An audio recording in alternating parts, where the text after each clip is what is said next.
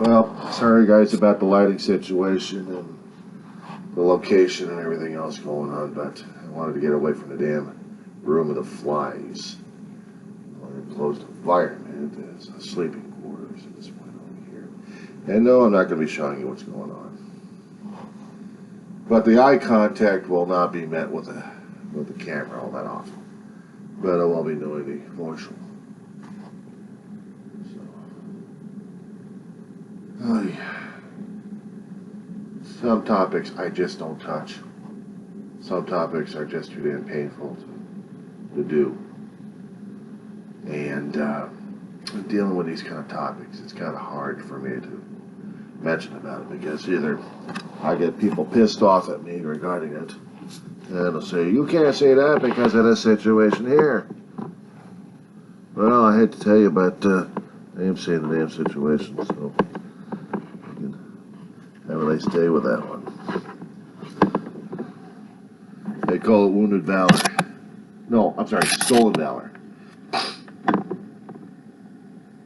And stolen valor is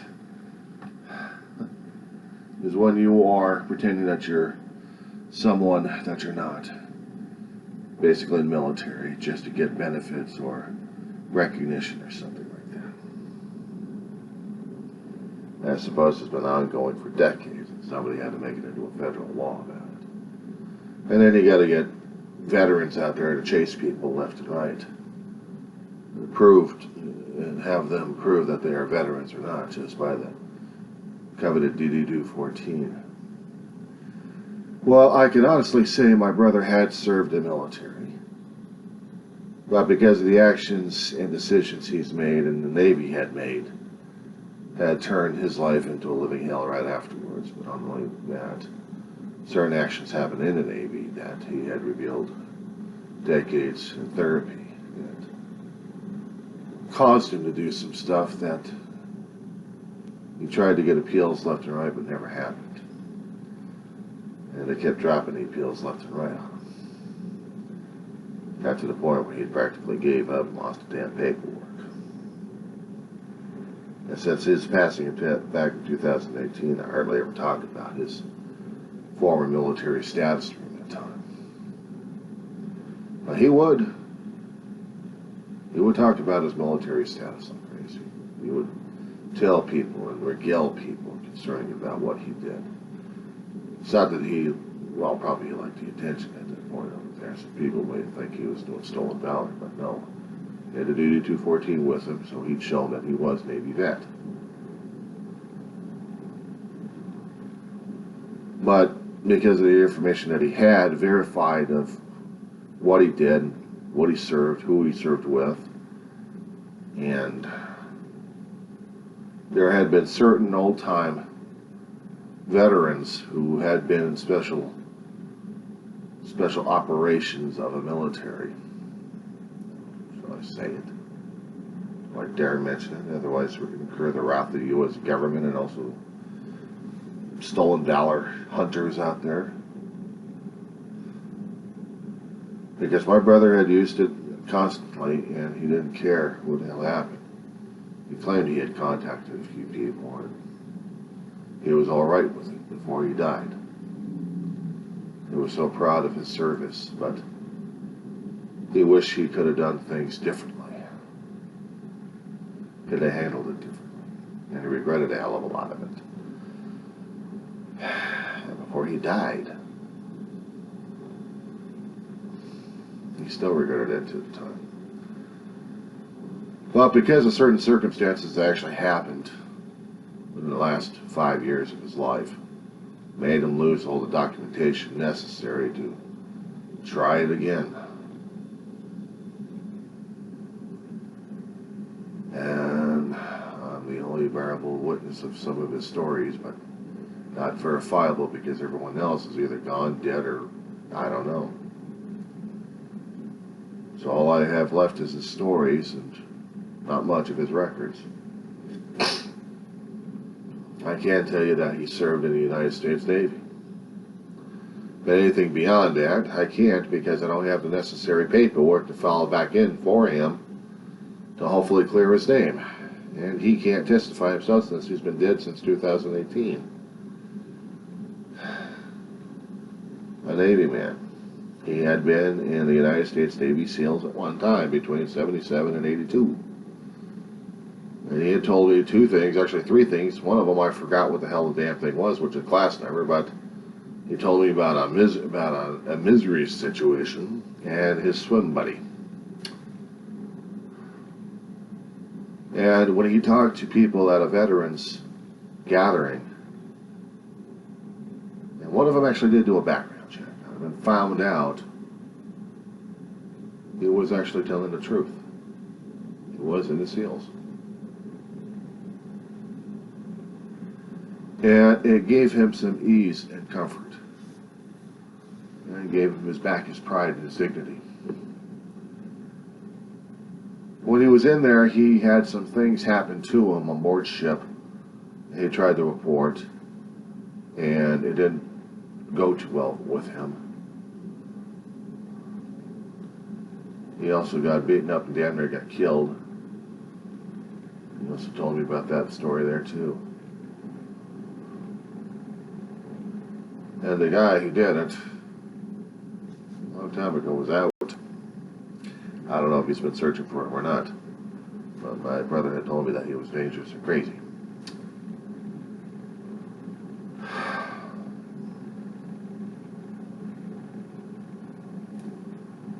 Anyway, people have verified had already passed away. And they were originally one of a kind. They were the original SEALs.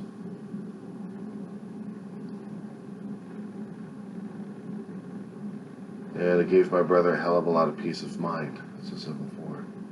He was able to wear his badges with pride because he had it restored. So it hurts me to talk about it because that was his life. He had trained all of his life, all of his youth, to be a frogman, to be a SEAL.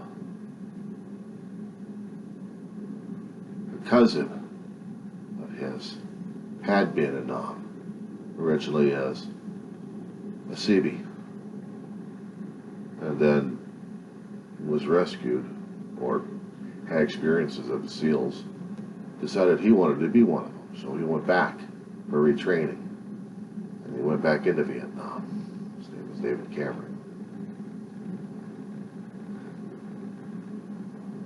And he gave my brother the courage to try for the SEALs, to shoot for them. And my brother did. Except the way he was telling me the story at this point over here, there was a company commander at one time out in San Diego Retreat Training Center back in '77. Wyatt. Wyatt was the training officer. Jefferson was the second in command. I still got his book from that year when he graduated out of Navy boot camp, but there was never any memorabilia or anything else I have concerning about his SEAL graduation. But the way my brother had told the story was, he went in, and after about a week or two, he got tired of Wyatt's constant bagging on him being a fat boy. Come on, get on, fat boy.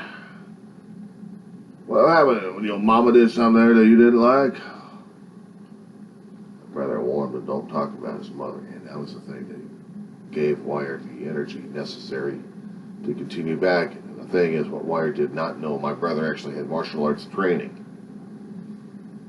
He had gone to a few martial arts schools and risen up in karate. Almost to the point of black belt, so he was well versed in how to take care of himself, that's what he thought. Until he got jumped on by several DIs in the whole yard. Wyatt pushed a verbal button, my brother pushed back physically, and it dislocated his jaw, Wyatt's jaw. put wired in the hospital for a long while. A long while. Till he got recycled back into the fleet. Meanwhile, BT-1 Jefferson was the company commander at that point. My brother woke up in sick bay after getting pounced on. Took him 3 days to recover. They gave him 2 options. And apparently Jefferson saw something in my brother that even the SEAL commander and the base saw. They saw the melee. Do boot camp through the Coronado. First 3 phases. And afterwards, see what happens. Still graduate with your class. Your regular Navy class. My brother did, he stayed on for more. I remember seeing the graduation class out in San Diego. My mother flew out Hollywood Burbank Airport. I was about 11 years old. And we landed over San Diego. Stayed with friends. No, stayed with relatives. Our uncle lived out there. Knew of my brother's situation. We're so proud of him too. Instead of spending Thanksgiving at home in San Fernando Valley, David spent Thanksgiving with Uncle Bill and his family in Oklahoma.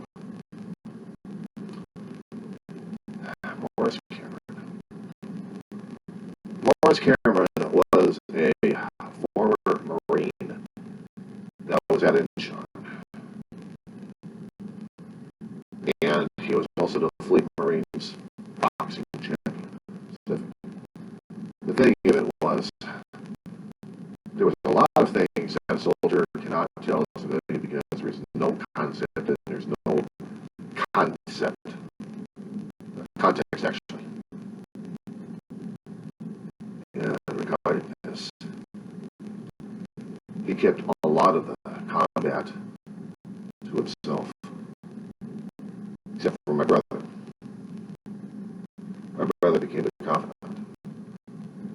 Because my brother had been in the military, they had shared swap stories. Some things of age are not meant to know, because they are too painful and too horrible to understand. Unless, of course, somebody was already over there, or something similar to understand it.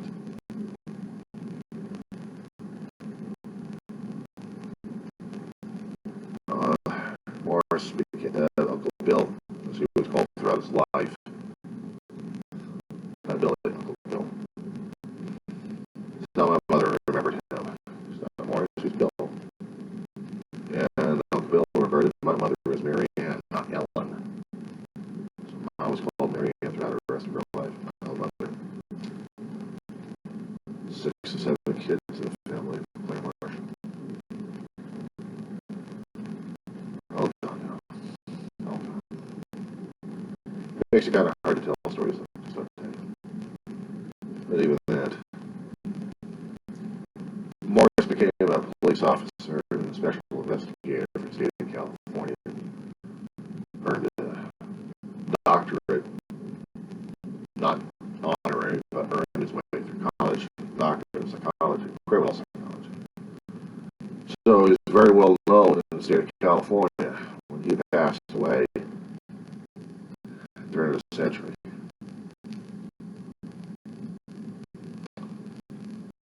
We had managed to get over to El Cajon for his funeral and saw a ton of cops and Marines. Gave him an honor card. Even his whole partner was on there too. It was a special time, and he had kept up with my brother's antics to a time, to a period. When my brother was serving, he was on board me. Jonathan Kane, destroyer, before I got scrap metal and recommissioned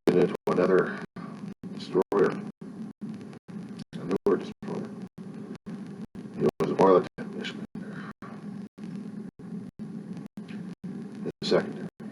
His primary was special weapons operator.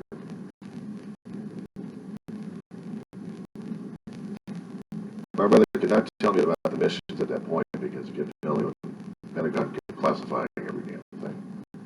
Except for maybe a few missions that actually became public.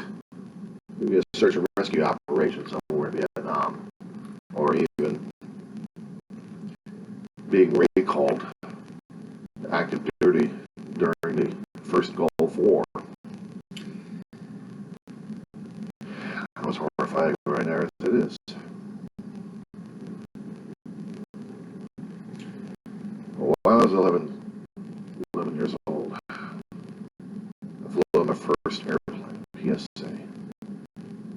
It was an LN-1100.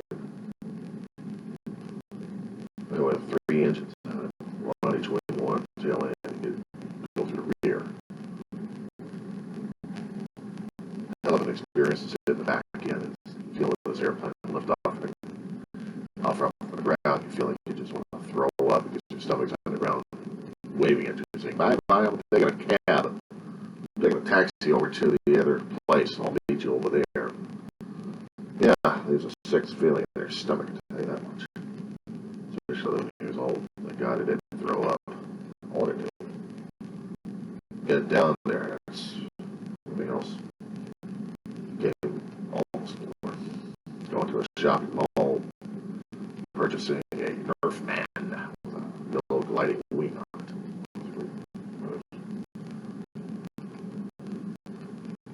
And we were going to be seeing him the next day at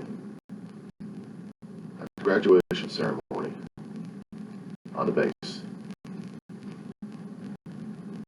where they ran their little feet off all over the damn ground, all over the damn tarmac. God. A lot of people in that grandstand. Meanwhile, just watching his company march by smartly.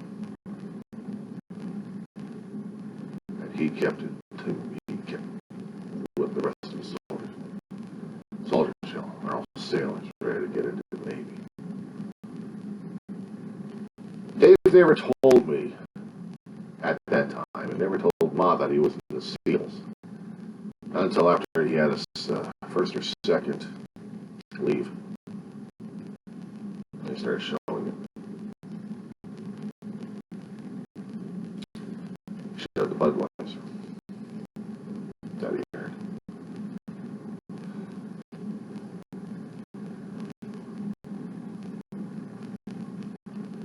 I'd never been on a Navy base before they shut it down decades ago. Managed to get into a little commissary that they actually had to get some lunch. So we're chowing down on a burger or two. Not bad chow. This is what Navy ain't. Shit. They had a bigger cafeteria for the Navy people, but for the civilians, a smaller one. Shit. Must have been overfull. We had to get into the overfull area. Went to the commissary to get pen and paper, envelopes, memorabilia stuff, you know. I wish I could have kept it. Did get the book concerning about his graduation. That was most important. Told him about his class and everything. And a smiling, ugly Mike shot.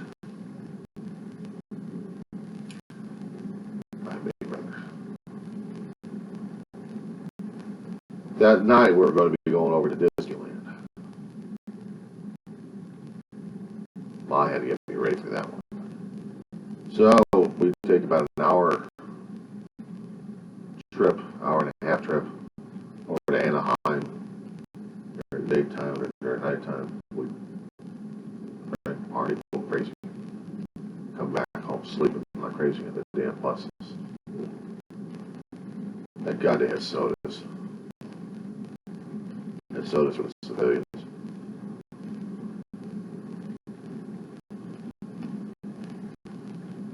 Then I remember getting back on a plane in the middle of the night and getting back home so I could go back to school again. And tell everybody else what was going on. I remember that at the age of 11 years old. 1 second.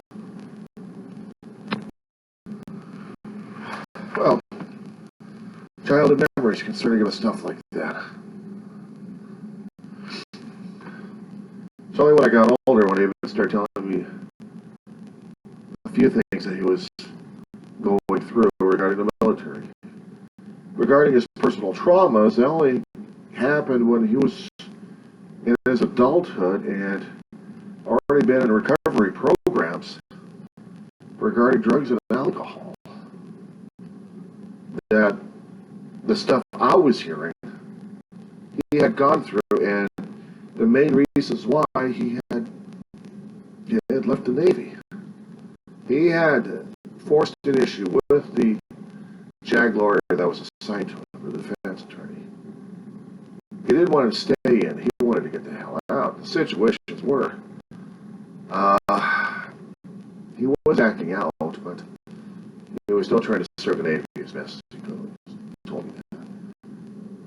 We had relatives that died that affected him a great deal. He was close to our great aunt called Aunt May.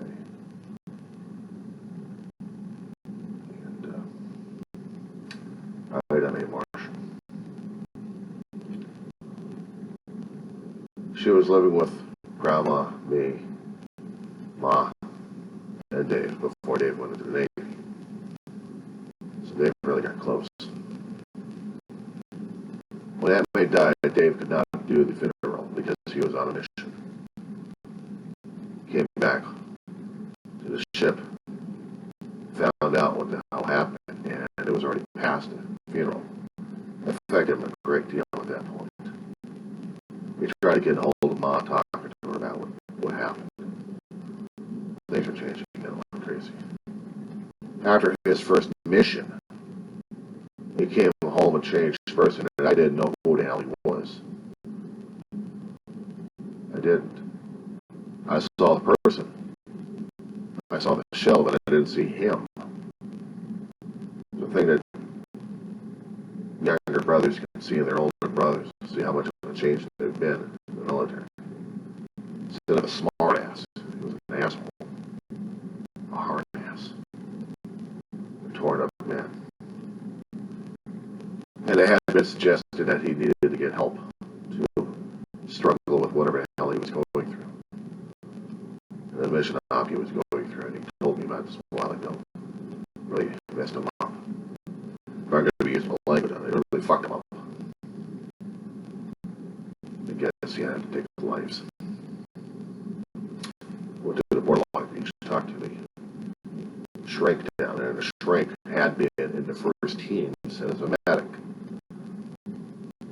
So he had been in combat, got his degree in psychology, and was helping other veterans to deal with the PTSD and all the other crap that they were going through. So he knew exactly what my brother was going through. My brother looked in the office and found that this commander had actually been through what my brother had been through, actually spoke the same language. Told my brother to compartmentalize it. My brother did. And my brother had to keep it down.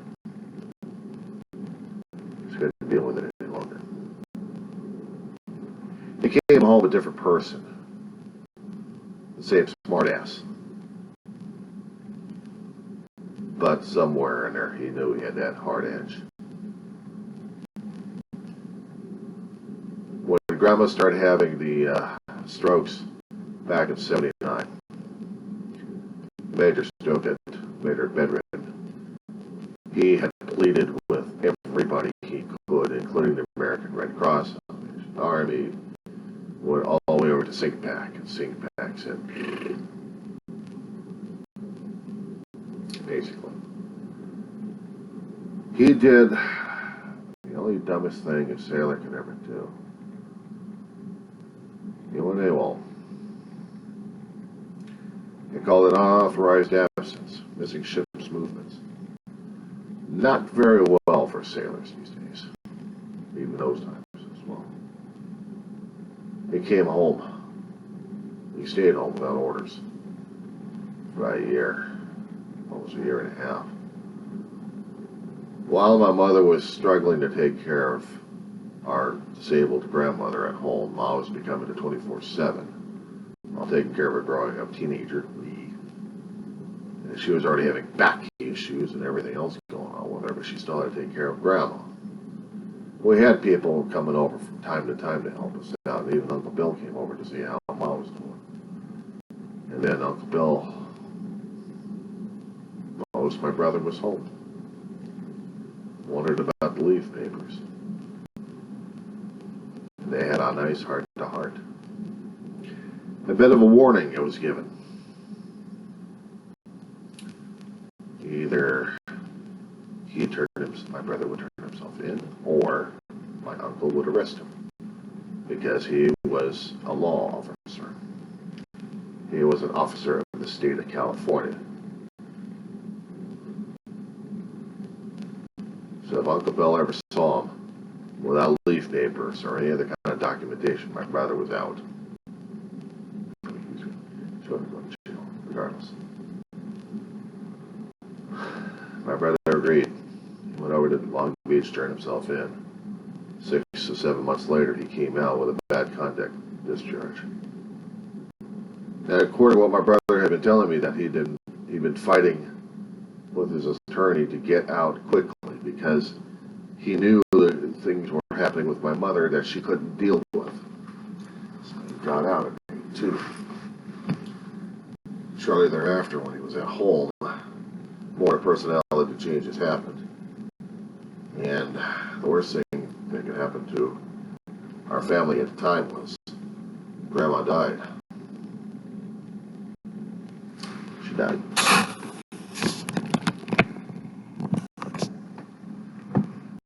Alright. The camera angle right so I can go through the light of the face.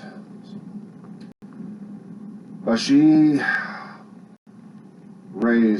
helped raise David and me like crazy. And it was hard as hell for my brother to deal with and accept it. Changed him a hell of a lot. Started using and drinking more and more. Got to the point where he became really self-destructive that he had to be discharged from the family. Kicked his ass out. For about 2 to 3 months, he struggled with it. Came back home, looking like a damn skeleton. Only this time, he was ready to get help. And he went into the 12-step programs to get help. He had no choice. If he's going to be staying in the family, that's what the hell was going to happen. So, that's what happened. He died clean and sober about 32, 33 years. Sobriety. A lot of people he helped during that time. And during that time, he was making amends left and right. He had paperwork for people left and right he was using. And then sending information over to the United States Navy to get him his discharge reevaluated. Kept losing the damn paperwork. Kept making copies and copies and copies. And somehow they kept getting disappeared. How does that happen in the Navy anyway? I thought these guys were supposed to be efficient during that time. Well before the digital age these days. Shit.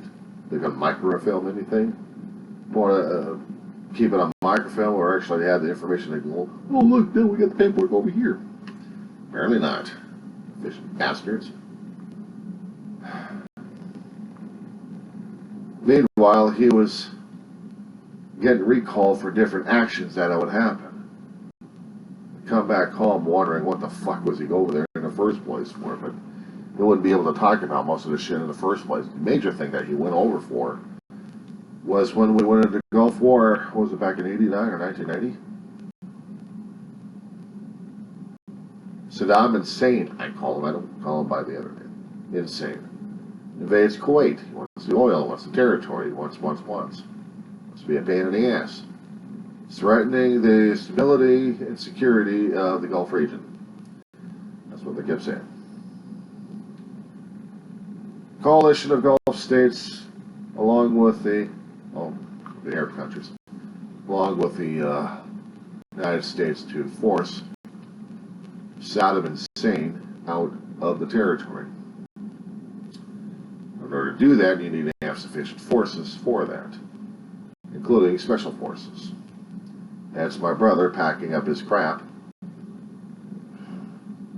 These huge, heavy ass bags he's loading up in his damn Maverick. What was it, a Maverick? What was the damn Datsun B210?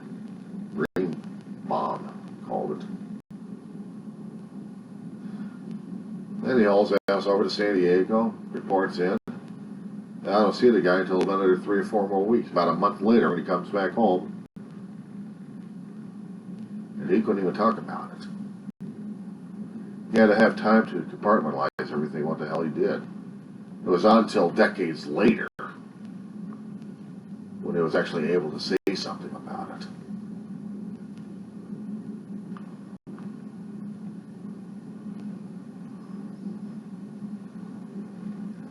Some things he was not able to tell people about it. And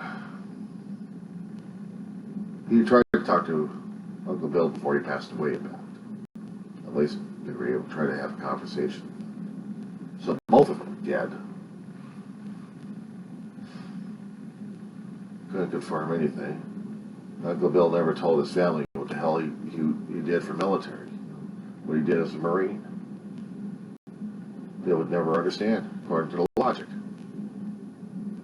My brother followed the same damn logic. I was just a ain't gonna know about it. So decades later, when I'm starting to hear things coming from his mouth, out of it in support group meetings, and the stuff he had to talk to a shrink about. All the horrors just coming right out. The PTSD going through full flare-ups. And I had seen it happen with my brother. He had flashbacks where he's shaking his head like crazy, like I didn't know what the fuck was going on. Or he slept in his blue recliner that we had. I still got the damn thing. It was his bed. And his chair, his throne. That was his. I'd seen him shaking like crazy. He had gone to the shrink many times to get medications refilled or changed. It scared the hell out of me when he would look at me and just not realize where the hell he was. One instant, I'm talking to him, and another instant, he didn't know who the hell he was. Who the hell I was. Where the hell, what was going on. I had to talk him down.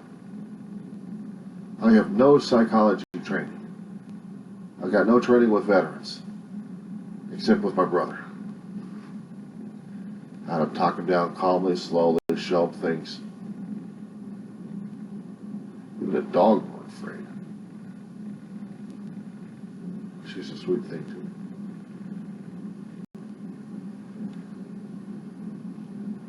But she had tried to lick my brother. And it took a while for her to get used to my brother changing back into his regular form. Because he was somebody else who didn't know anything until he finally realized what the hell happened, and he broke down. And it scared the hell out of me, because I know the damn medications weren't working.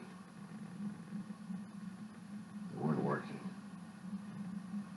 He called a shrink that day. Had to get new medication, stronger ones.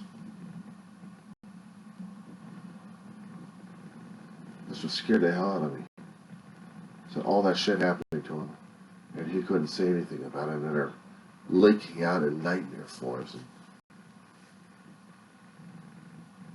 he still kept a lot of it to himself. He had told me one time, and he said it had been declassified about what the hell happened. And I'd still like to see the reports on that. He told me about the incident in Beirut, where we had the United States Embassy bombed to hell. There was a couple of trucks coming in. loaded. My brother and his team had did an op, waiting in the back for extraction. They became casualties, or wounded anyway, and defense perimeter at the same time. The first truck blew the hell out of the embassy. Second truck was coming in. And if it wasn't because of the damn extraction team doing their damn job, the whole place would have been a smoking crater. I mean, royally smoking crater. My brother had found out he had metal shards in his back. Most of them had to be surgically removed in Ramstein. But there were still too many right by his spine. It would give him pain on some occasions. If the surgeon wasn't skilled enough, my brother would have been paralyzed. They didn't get hold of the damn shrapnel. Every time he kept passing by a metal detector years on end, he had to explain to the officers what he'd been through.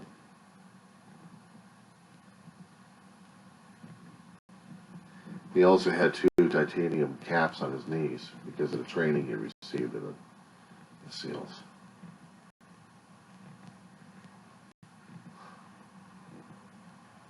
They don't climb mountains without experiencing some issues with your knees.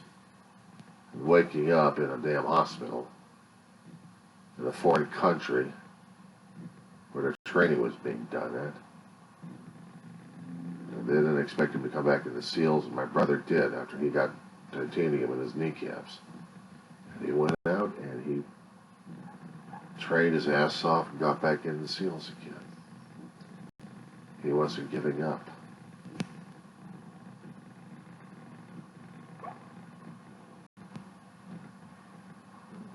At the end, before my brother died, he was a broken mess. Stroke got his ass. A few months later, after the stroke was doing its damage on him, my brother vapor locked and died. September 8th, 2018.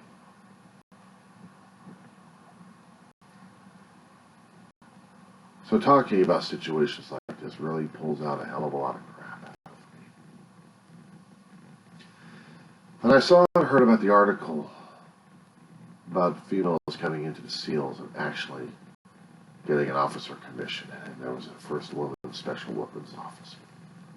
Special weapons officer. Operator. My brother's position. I kept wondering, where was she a snipe? Was she God?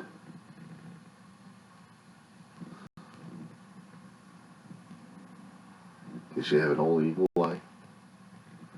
My brother would tell me that his eyesight almost disqualified him, but my brother had to do some cross-training like to right with his eyes. He had to retrain himself mentally to counteract. And what happens is my brother becomes a sniper.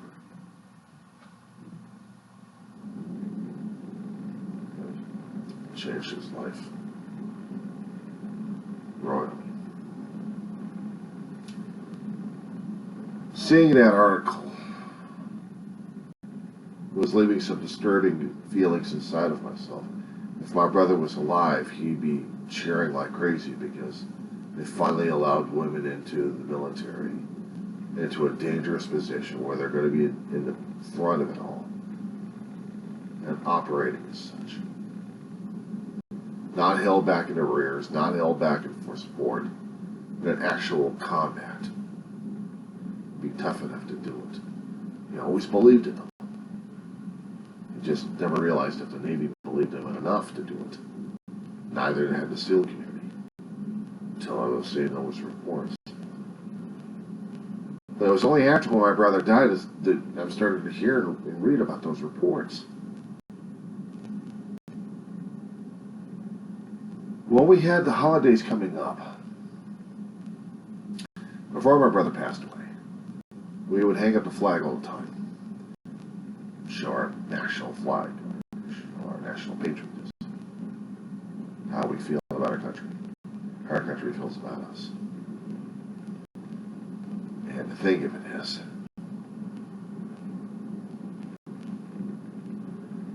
I couldn't do it after he died.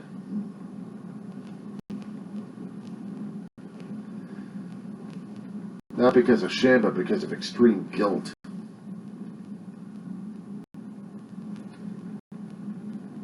Guilt that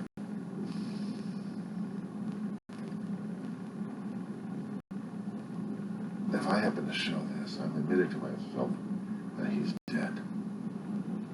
That I helped kill him.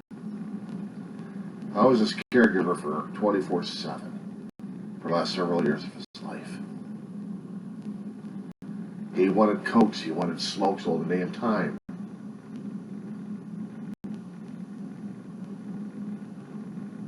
There was a hell of a lot of grief I had to go through, and still do. But I think it was grief and guilt.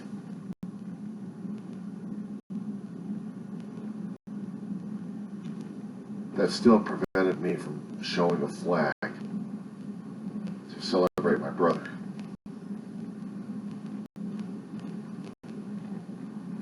My brother had been the most special person in my life, next to Ma.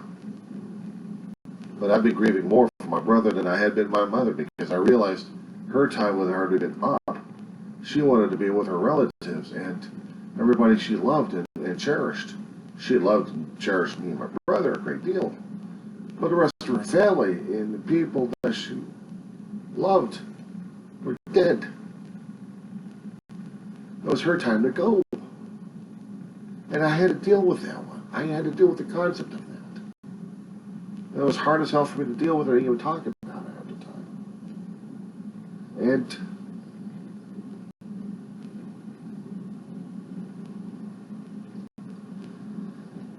every time I kept going for smokes and cokes for my brother, I knew this thing was going to be killing his ass. It was my job as his younger brother to protect him and watch over his ass. Make sure he was going to be clean and sober. Make sure he was going to live. I was his caregiver. I was his protector. He was my protector a long time. We watched each other's back. But when he became more and more infirmed, when he couldn't get around as much, when the depression and grief was really weighing him down, he wasn't able to get out of the house as much. And I did all the running around for him.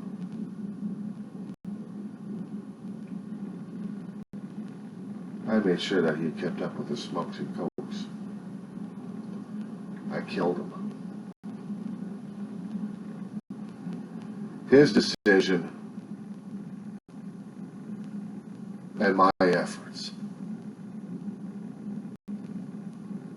And I had a hell of a lot of anger to deal with on that one. I didn't know who the hell to be angry at, him or myself.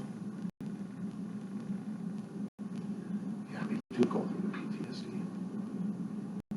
I had enough of the crap happening in my life. It put me as an emotional pretzel case. Twisted up on the side.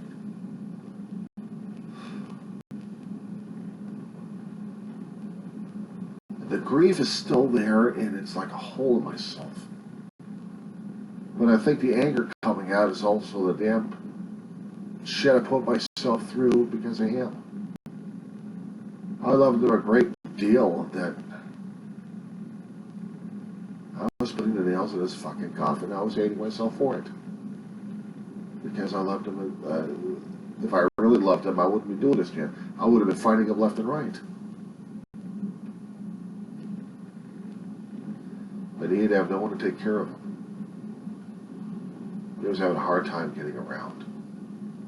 They even used dial-a-ride services we had out here in Roseman for it. But it was even hard for him to get around shopping for himself. I had to do it for him. And then when he stroked out in June, he had a series going on in his head that was taking him out left and right. First his mobility, then his hand-eye coordination, the speech.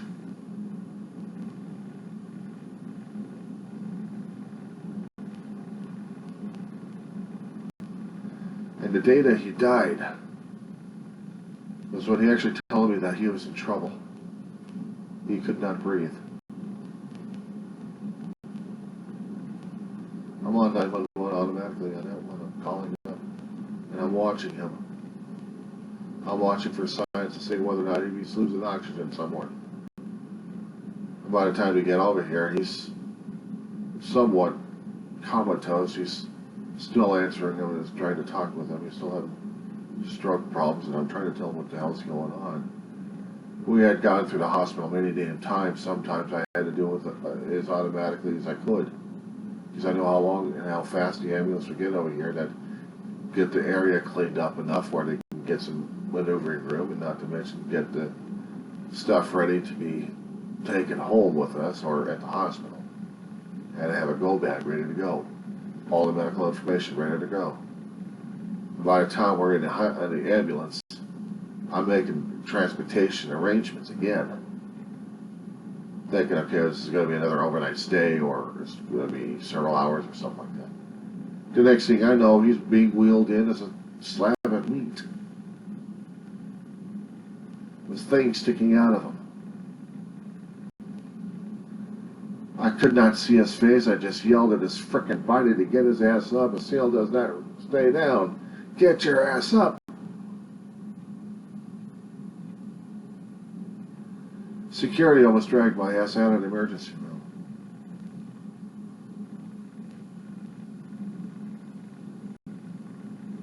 I couldn't deal with the concept my brother was dead.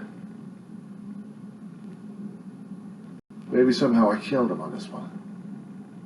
I didn't even realize it. I've been tearing myself apart. And on some occasions, it would tear my ass apart a great deal. And every time there was a memorial service coming up, or actually a holiday for a Fed, we had to display your flags. I didn't. I couldn't. I couldn't look at anything military. I took down all his damn posters he had up. Everything that my brother was packed away.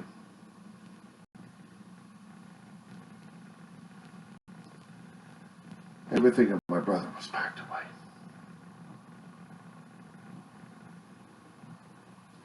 All the stuff he left out for identification concerning about his recovery, concerning about his life, concerning about the military. Even though the military had confiscated his awards and pins and medals and stuff, the things he held on tightly was the Budweiser and jump wings. A friend of his managed to get those and sent it over to my brother. He held on to them for decades. He had a silver one and he had a gold one. The silver he wore during training over the first 3 phases, and the gold one after 9 phases. After the 9th phase. He wasn't an officer either. He did wear it proudly. And he had patches on a vest that I still have still. He has patches on the vest I still have. Leather and another one.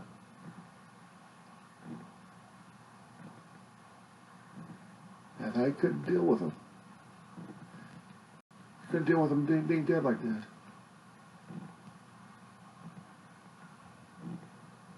September's coming up. And it's going to be a hard time for me to deal with this. Before he went up in ashes, I gave his body 2 things.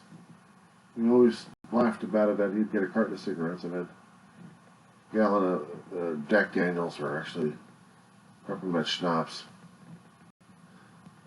Tell him to roll his ass, have it sticking skyward, and tell people to kiss his ass. I mean, that wasn't funny afterwards. The only thing I gave him was a few clothing pieces that he actually had. a bit of military guard just to send him off.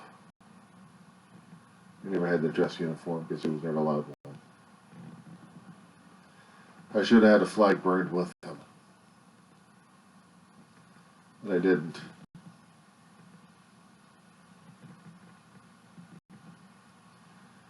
I also gave him a pack of smokes and a Coke and a plastic baggie. He'd go out clean sober with his smokes and his Coke.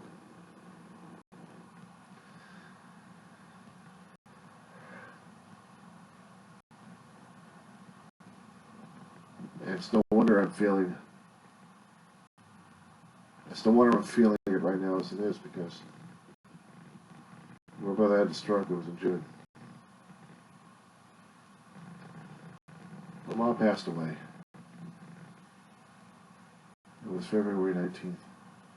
Or actually, it was February 1st, but they fought like hell to keep her alive, and she passed away on the 19th of February 2013. So between February and June, I could try not dealing with any of it until after June, and everything else became hell and handbasket.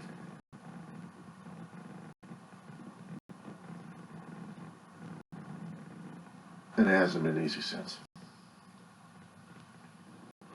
I don't care if Stolen Valor happens to come by or not. I don't care if the Seal Hunters or whatever the hell they call themselves come by.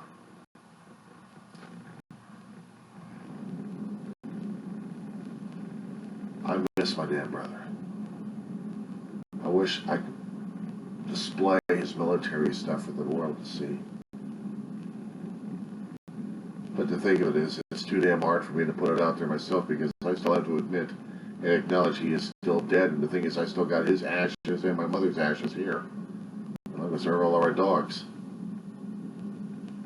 And I have to come to grips with that. I have to come to grips that he is gone. He is dead. And there's not a damn thing I can do about it except honor his memory. And that's the hardest damn thing for me to do, is to honor his memory, is to get some memorabilia to put it up there.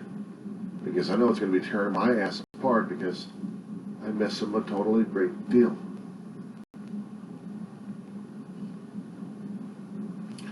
I made a video of his life, like I did for Mama's. I showed the result of Mama's to David, and David watched it once. He damn near died crying. He says, "That was beautiful. Don't ever show it to me ever again." I hadn't seen it since.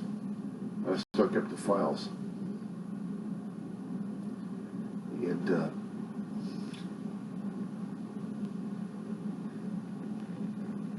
there was a joke that was going through my head a year or two before David had passed away.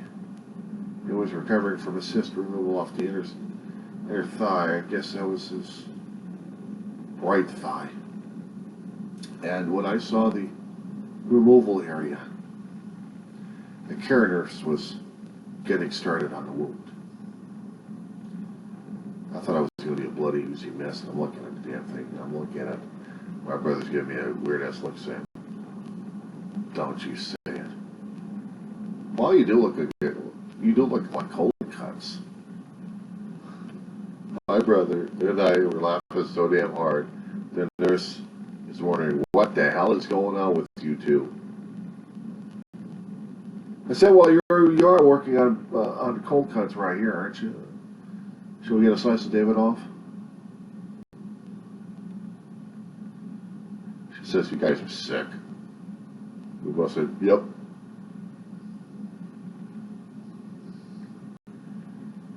The thought that came into my head when I looked at my brother's body in the emergency room was that thought. That particular thought.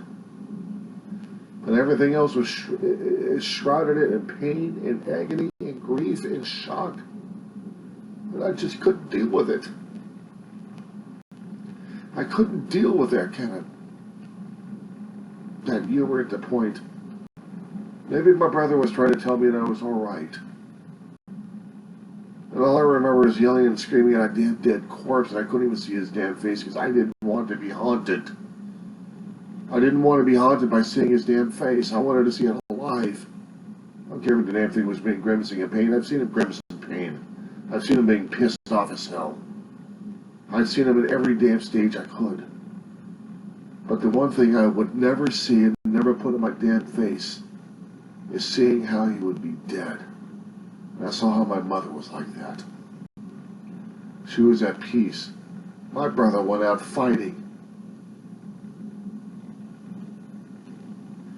He fought for every damn breath he could in the back of the ambulance, and I couldn't hear it because we were rolling fast.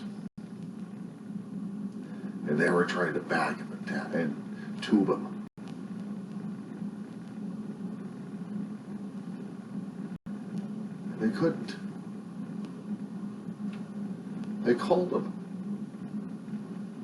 He gave up between Rosemont and the hospital in Lancaster, and then he comes in dead.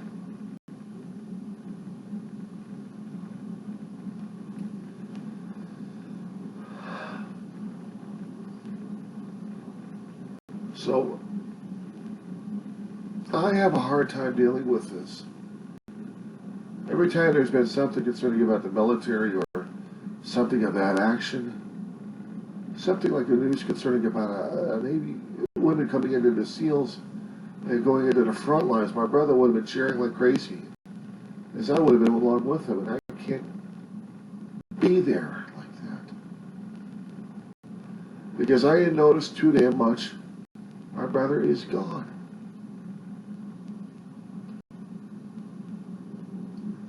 And that's what hurts the most.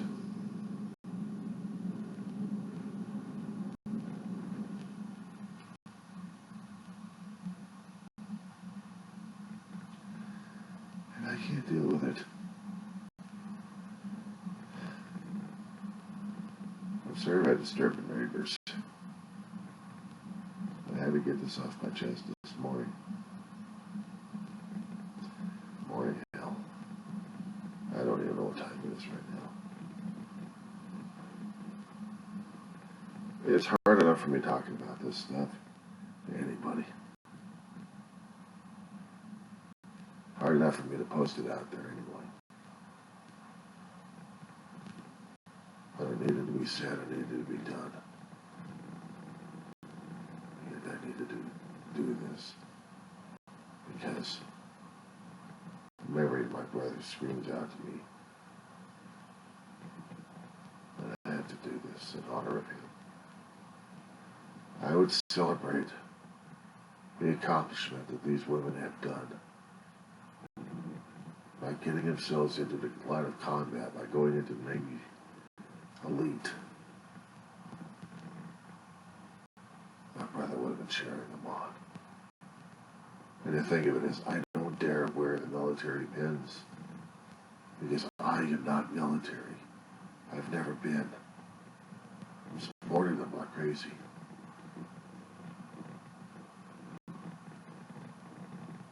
And the only pin I would wear is one with a black tape on it. And even that I can't put on. Because it reminds me too much of my brother, and he's already dead. And I'm ashamed of myself for not doing so, or putting up the flag, because I'm mourning him. Not in protest of what's going on with the politics and everything else going on, or people's attitudes left and right about being ultra-patriotism. I don't put the flag up because I grieve and mourn him. But I guess it'd be more and more of a shame if I don't do this. If I don't honor him in one way or another, then I am putting him to shame. So I suppose the next holiday coming up that we're supposed to be putting up flags, I'll have to leave one up for him to celebrate and mourn him.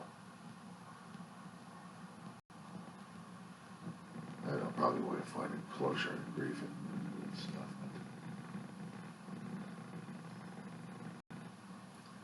But I don't think I could deal with it. I sure as hell am having a hard time trying to deal with the pain I've got right now as it is. A full idiot, I know I am. I mourn and miss him a great deal.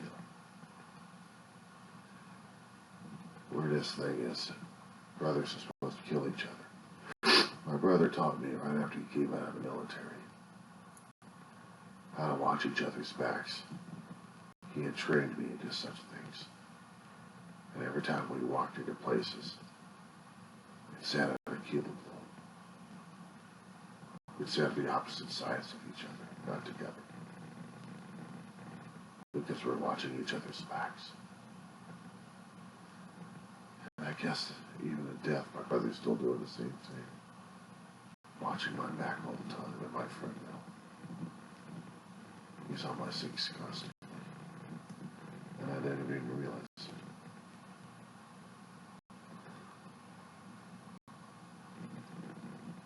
I sure as hell missed the hell out of him.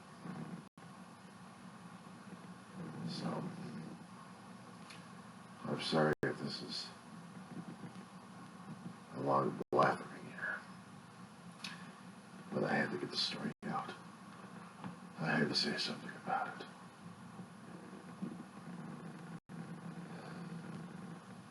It's not that I'm not proud of being an American.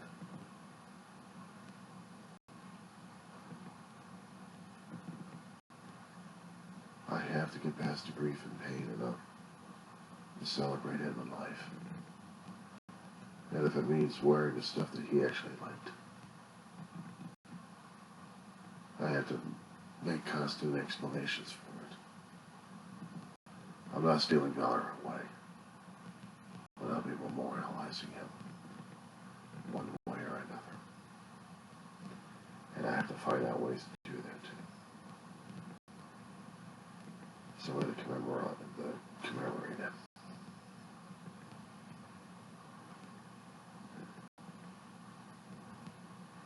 Anyway.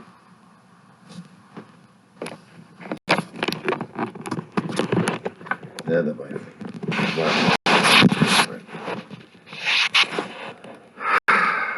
But this is the thing that I had to get off my chest. I know I was feeling down in the dumps and miserable as hell. I'd get into severe fits of crying left and right that I can't stop. There are triggers out there, too many of them, that are preventing me from doing what I need to do to live and survive at this point. And, 1 second here. Get these damn glasses fixed.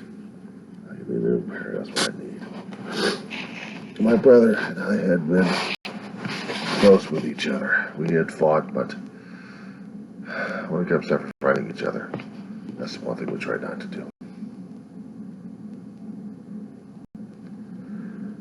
I'm proud of my brother. I am grateful for my brother.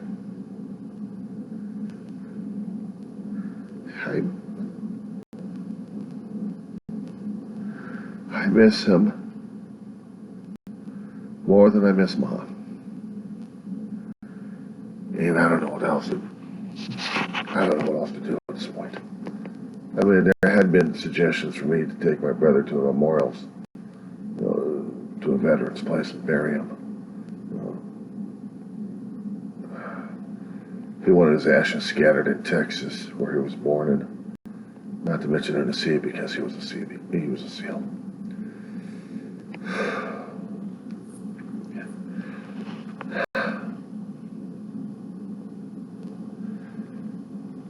And if I have to do that, I still have to find closure for this. I don't know if I'm ready for this crap.